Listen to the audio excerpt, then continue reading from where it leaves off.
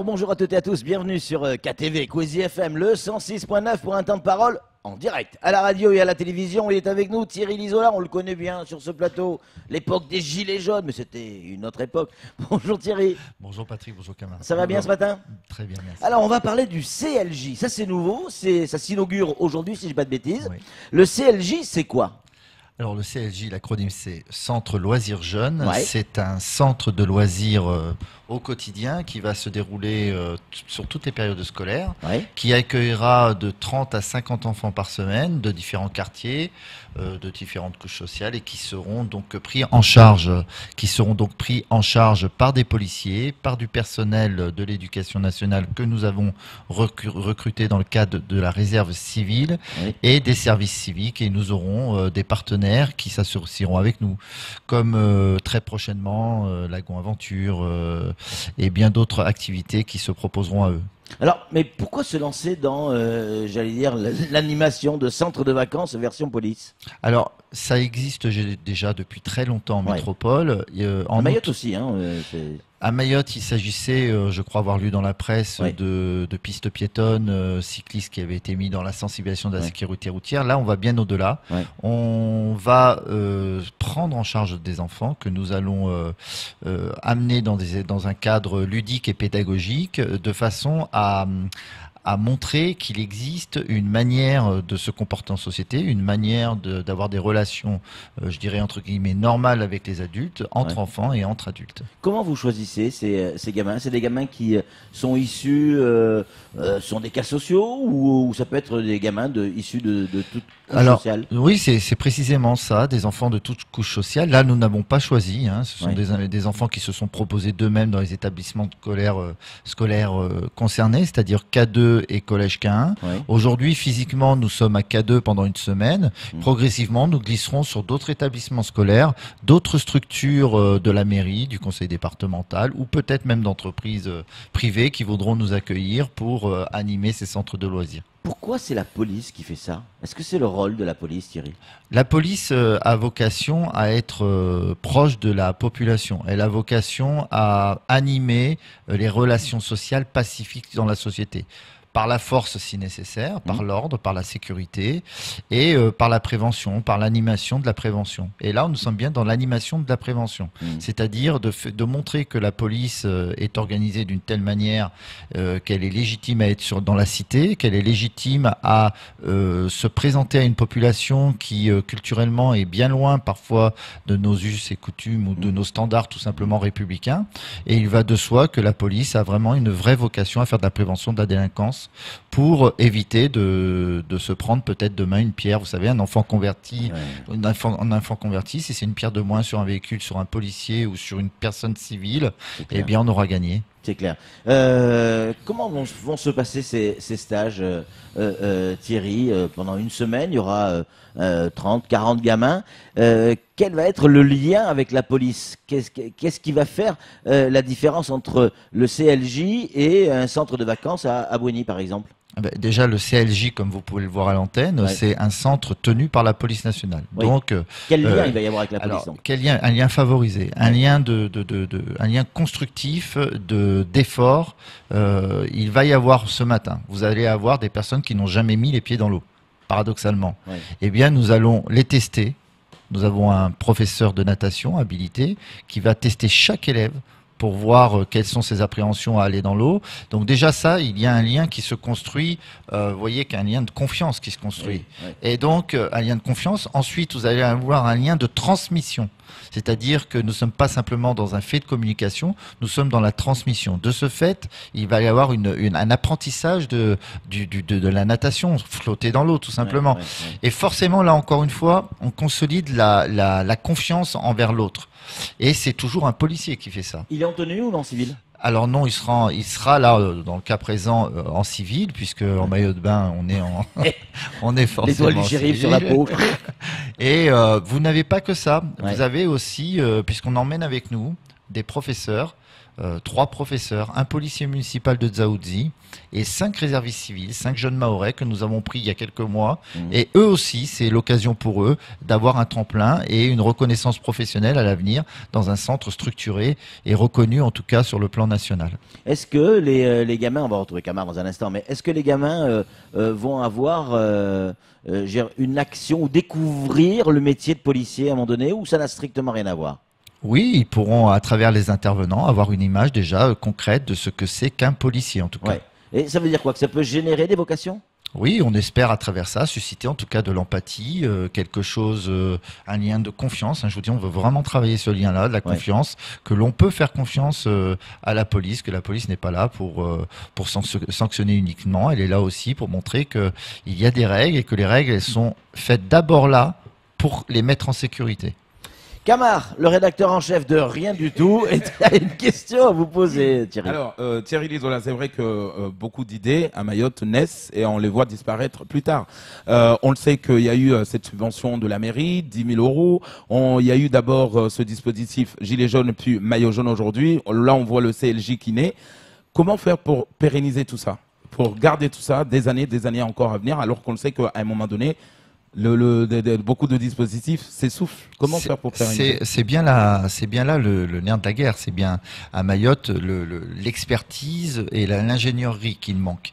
Alors nous avons un bureau d'ingénierie, d'expertise. Nous mettons en place effectivement, comme vous l'avez dit, des choses concrètes qui font leurs preuves. Là, en l'espèce, pour le centre de loisirs jeunes, il y a un intérêt national. Il y a d'abord une volonté d'État. Il y a ensuite une volonté départementale, une volonté, comme vous l'avez dit, de la mairie. On espère consolider tout ça par des partenariats privés. On espère aussi que les subventions auxquelles nous allons répondre de manière tout à fait légale vont abonder pour pérenniser le centre de loisirs jeunes. Quand vous avez lancé cette idée, Thierry, avec vos collègues, bien évidemment, comment ça a été perçu par la direction? Parce que on se souvient d'une époque où on avait un président de la République qui disait les policiers sont pas là pour jouer au football avec les gamins. Là, on va faire la natation ensemble. C'est quand même 2 visions totalement différentes. Oui, la police de sécurité du quotidien est une volonté nationale. Ouais. Le centre de loisirs jeunes a été initié, enfin la volonté politique de faire le centre de loisirs jeunes existe, mais elle est ici à Mayotte initiée par Monsieur Josse, directeur départemental de la sécurité publique, qui a ouvert la porte du bureau et qui a dit voilà, Monsieur Lizola, on va faire un centre de loisirs jeunes. Donc on s'est tous mis au travail et on a aujourd'hui l'ouverture du centre de loisirs jeunes. Ça a été une vraie aventure à mettre en place. Donc ça commence aujourd'hui? Ça commence aujourd'hui, dans 30 minutes précisément. Ouais. Ces gamins, ils vont tourner, comment ça va se passer? Parce que évidemment, ça va plaire, parce que j'imagine que c'est gratuit, forcément, pour les gamins. Donc il y a beaucoup de parents qui auront envie d'envoyer ces gamins. Comment ça va se passer? Il faut s'inscrire quelque part, il faut... Alors oui, donc ça sera le bureau partenariat prévention qui va gérer ces inscriptions. D'accord. D'abord, dans un premier temps, nous faisons une totale confiance pour une vraie mixité sociale aux établissements scolaires, mais ça va s'ouvrir aussi au partenariat, je dirais institutionnel, hors cadre, je dirais normal des institutions. Il peut y avoir des jeunes en difficulté, il peut y avoir aussi parfois des jeunes en difficulté d'handicap, donc c'est plus complexe à gérer, mais on verra comment on peut insérer ce dispositif dans le centre de loisirs. C'est une volonté de mixité, c'est vraiment une volonté, il n'y a pas de sélection à proprement dit, d'écarter tel enfant ou tel enfant. La seule limite que l'on pourrait avoir, c'est les compétences que l'on pourrait avoir à encadrer un type particulier de profil. Voilà, c'est la seule limite que l'on a qui est bien, vous l'avez compris, d'ordre légal, c'est-à-dire d'avoir des certifications au-delà de ce que l'on pourrait fournir nous.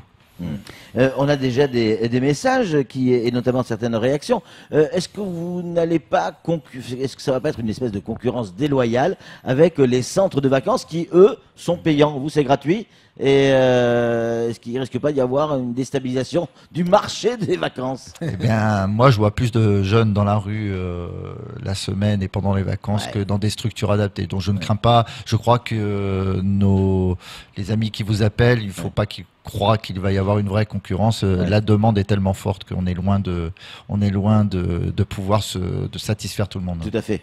Camar. Alors, pour la proximité, est-ce que là, parce que là, on sait qu'il nous reste une semaine de vacances ici à Mayotte, est-ce que finalement le CLJ va devenir comme une espèce de caravane? On va déplacer les vacances prochaines, on sera à Baïbé, on sera à Magicabo, est-ce que ça va déplacer? Oui, on aimerait bien arriver à quelque chose de la sorte, vous voyez, de rendre ça très très pratique pour les gens, de rendre ça très mobile, très vivant, très actif.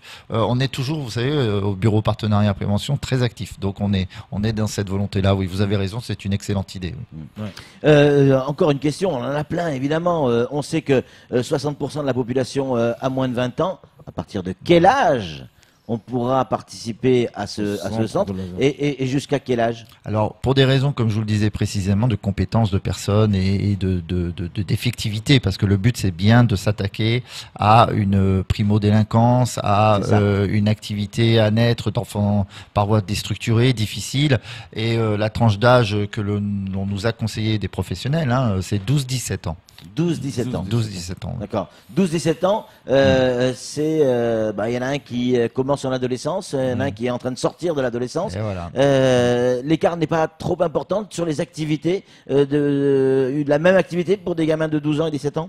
On aimerait, comme vous l'avez dit, on aimerait que ceux qui sortent de l'adolescence, disent aux plus jeunes, moi, si j'avais eu ça un peu plus tôt, peut-être que j'en serais pas là aujourd'hui. Ouais. Et peut-être que celui de 12 ans, il va regarder l'autre et qui va se dire, c'est encore possible. L'objectif final, c'est quoi? C'est une autre manière d'imaginer, de tenter d'enrayer la délinquance et l'agression sur les policiers? Oui, c'est tout à fait Clairement. ça. C'est tout à fait ça. Ouais. C'est que les policiers, on ait un autre œil sur eux. Moi, je suis certain, puisque vous allez avoir des policiers de terrain qui vont être dans ces centres, je reste persuadé que lorsque ces collègues retourneront en véhicule dans les quartiers difficiles, je suis persuadé qu'il y aura une vraie démarche d'empathie, une vraie démarche constructive de l'un et de l'autre. J'en suis persuadé. Est-ce que les parents, les mamans, tout le monde joue le jeu? Est-ce qu'ils viendront? Est-ce qu'ils peuvent venir assister, regarder leurs enfants, être main dans la main avec les policiers? Dans 30 minutes... On aura la réponse. On aura la réponse.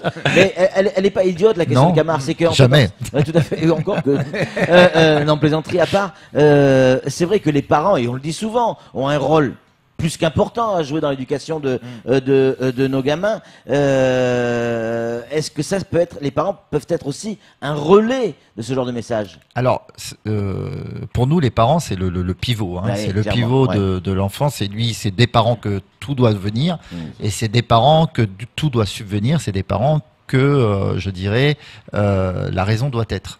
Et c'est vrai qu'on a cette volonté que les parents s'impliquent vraiment dans l'histoire de leurs enfants et qu'il ne soit plus l'histoire d'une rue ou l'histoire d'une bouche d'égout ou d'autres choses. Il faut vraiment que les parents soient sensibles à leurs enfants, qu'ils aient une attention toute particulière sur leur enfant, parce que on s'attaque bien à ce phénomène-là de structuration de l'enfant. Donc on ne fera rien sans les parents. Et c'est vrai que les parents, là, répondent présents, en tout cas sur le papier, c'est le cas à l'heure où je vous parle. Thierry Lizola, dernière question. Est-ce que parmi ces jeunes, il peut y avoir des repris de justice, parce que à 15 ans, on peut être en prison, des gamins qui ont eu affaire à la police, parfois dans des conditions compliquées, des gamins qui sont fichés chez vous, ça c'est possible? Alors des personnes fichées, vous savez, le fichage c'est bien souvent un grand mot, des grandes théories. On est en tout cas dans de la vigilance d'enfants qui ne seraient pas radicalement violents. Voilà. Le critère c'est la violence. Il n'est pas question d'exposer des jeunes à des personnes violentes que nous on ne pourrait pas maîtriser et qui sont dans un cursus autre de prise en charge plus expérimenté par des éducateurs très spécialisés, des structures spécialisées. Il en existe à La Réunion, il en existe maintenant aussi à Mayotte. Là, on est vraiment dans un autre schéma de prise en charge.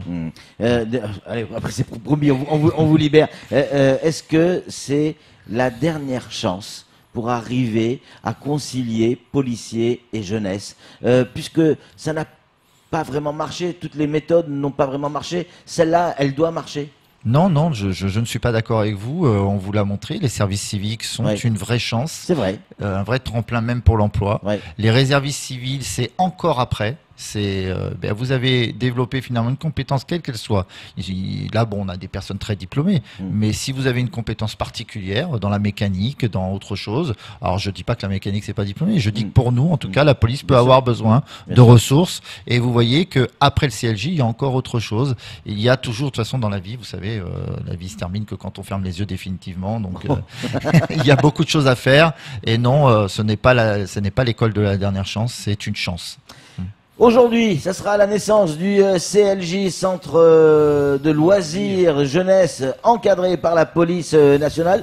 Si je dis que c'est en quelque sorte une sorte de BSMA de la police nationale. Allez, c'est sympa. Et puis nous, on aime bien le BSMA. Mais c'est cool. En tout cas, merci Thierry Lisola d'être venu Merci à sur vous. ce plateau. Et Merci. bravo aux policiers pour ce type d'initiative. Oui, il faut tout tenter. Allez, c'est tout pour ce temps de parole. Tout de suite, la suite de nos programmes.